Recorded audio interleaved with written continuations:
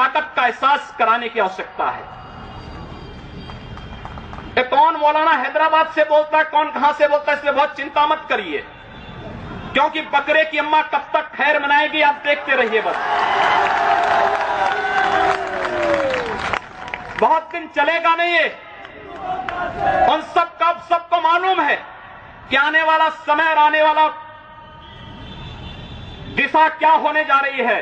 यह हिंदुत्व की सदी है और हिंदुत्व की सदी केवल भारत की नहीं दुनिया की सदी होगी। पूरी दुनिया के अंदर हिंदुत्व का झंडा एक बार पुनः मजबूती के साथ भगवा झंडा दुनिया के अंदर कोने कोने में लहराएगा। उसके अनुसार एक बार पुरुषार्थ किए जाने की आवश्यकता है। हिंदू कभी निराशावादी नहीं हो सकता है, कभी नहीं। दुनिया के अंदर तमाम संस्कृतियां मिट गई, तमाम परंपराएं मिट गई, सब कुछ नष्ट हो गया, कोई पूछने वाला नहीं, इतिहास में नाम शेष हो गए।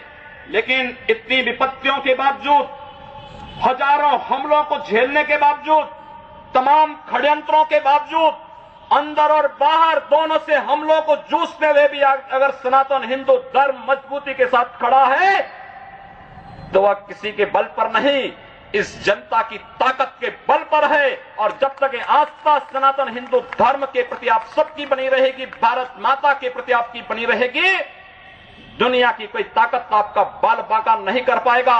हमें किसी ओबामा से सर्टिफिकेट की आवश्यकता नहीं। हिंदुत्व पर जो प्रहार करेगा उसको महाप्रलय को स्वयं आमंत्रित कर देगा, उस महाप्रलय की चपेट में स्वयं भी आएगा। इस बारे में किसी को कोई गलतफहमी नहीं होनी चाहिए। और इसलिए बंधुओं, आप सबका मैं आह्वान करूंगा। बहराइच में महाराज सुहेलदेव पासी के सामने लोग लड़ने के लिए आए थे, मात्र 2 लोग बचे थे, सबके सब मार डाले गए थे।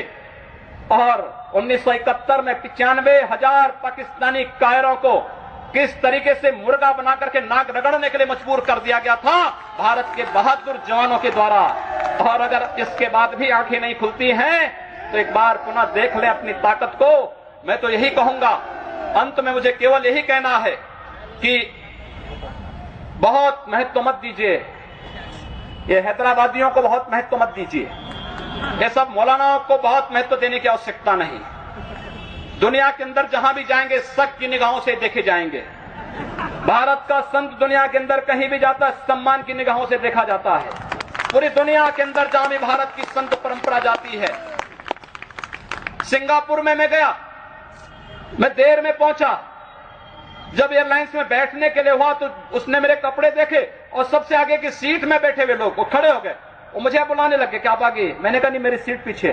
कहा नहीं आप आगे बैठिए। वहां की थाईलैंड में गए, वहां की बस में आगे की 2 सीट तो केवल संतों के लिए है, यानी मुफ्त में यात्रा करिए, जितनी यात्रा कर सकते हैं। दुनिया के अंदर कहीं भी आप जाएंगे भारत की संत परंपरा का सम्मान है और भारतीय नागरिकों का सम्मान है। यह भारतीयता की देन है। ओबामा जी, इसके लिए किसी से हम लोगों को सर्टिफिकेट लेने की आवश्यकता नहीं। हमारा प्रमाण हमारी विरासत है, हमें जो कुछ भी मिला है वह दुनिया के सामने है। लेकिन याद रखना, अगर कोई हिंदुत्व को छेड़ेगा तो वह मानवता की बर्बादी का संदेश होगा और कुछ नहीं होगा। हिंदुत्व दुनिया के अंदर सुख और शांति का प्रतीक है और विश्व हिंदू परिषद इसका नेतृत्व कर रहा है। विश्व सुरक्षा की गारंटी हो। मैं कहता हूं भारत के मौलानाओं से और भारत के पादरियों से भी, आज ISIS नाम का एक आतंकी संगठन इराक और सीरिया के अंदर जिस निर्ममता के साथ मानवता को कुचल रहा है, वहां पर यजीदी समुदाय के साथ साथ तमाम अल्पसंख्यक समुदायों को बड़ी निर्ममता के साथ काटा जा रहा है। और यही नहीं, शिया मुसलमानों को भी मारा जा रहा है, उसी बर्बरता के साथ काटा जा रहा है। भारत के सब मौलाना मुंह बंद किए हुए हैं, क्योंकि इनको लगता है कि अगर ISIS के खिलाफ बोलेंगे तो वह एक प्रकार से इस्लाम के खिलाफ वक्तव्य होगा। क्या इस्लाम का स्वरूप या बर्बर स्वरूप है इस्लाम का? हम आखिर साबित क्या करना चाहते हैं? जब पाकिस्तान के अंदर वहां पर धर्मांतरण की गतिविधियों में लिप्त पादरियों की निर्मम हत्या होती है, तो ओबामा कुछ नहीं बोलते, तब ब्रिटेन कुछ नहीं बोलता, तब ऑस्ट्रेलिया कुछ नहीं बोलता, तब दुनिया के अंदर वेटिकन सिटी से कोई आवाज नहीं निकलती है।